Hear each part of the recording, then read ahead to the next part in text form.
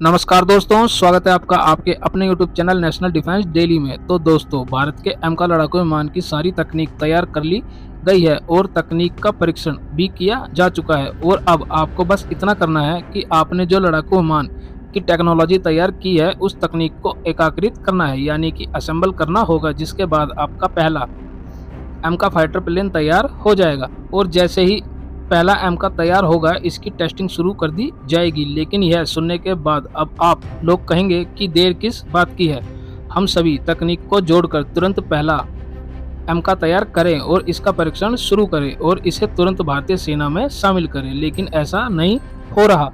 और ऐसा क्यों है? क्योंकि इस काम के लिए करीब 15,000 करोड़ रुपए की जरूरत है और 15,000 करोड़ रुपए भारत की एजेंसियों को तभी दिए जाएंगे जब भारत सरकार इसकी मंजूरी देगी। खासकर हमारी CCS यानी कैबिनेट कमेटी ऑन सिक्योरिटी, जिसकी अध्यक्षता प्रधानमंत्री करते हैं, वो मंजूरी देगी। मंजूरी मिलने के बाद 15,000 करोड़ जारी किए जाएंगे और फिर इसका काम शुरू होगा।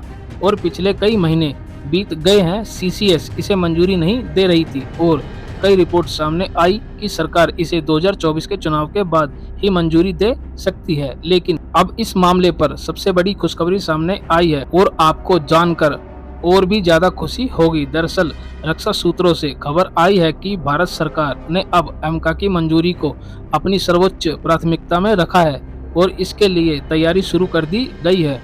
और बताया गया है कि अब से 2 महीने बाद सितंबर महीने में कैबिनेट कमेटी ऑन सिक्योरिटी यानी CCS MK को मंजूरी देने जा रही है, जिसके बाद लगभग 15,000 करोड़ जारी किए जाएंगे। और जैसे ही 15,000 करोड़ जारी किए जाएंगे, उसके तुरंत बाद भारत की एजेंसियां 4 MK पर काम शुरू कर देंगी और हम 15,000 करोड़ की लागत से पहले 4 MK तैयार करेंगे। इनका काम टेस्टिंग और ट्रायल का होगा। अलग अलग परिस्थितियों में अलग अलग तापमान पर उनकी हर तरह की जांच की जाएगी और यह देखा जाएगा कि वे हर तरह की परिस्थितियों में काम करते हैं या नहीं। क्यों? क्योंकि आप लोग जानते ही हैं कि हमारे भारत के चारों क्षेत्रों में अलग अलग मौसम होते हैं। कहीं गर्मी पड़ रही होती है तो कहीं सर्दी पड़ रही होती है और कहीं समुद्र की वजह से बहुत ज़्यादा नमी होती है।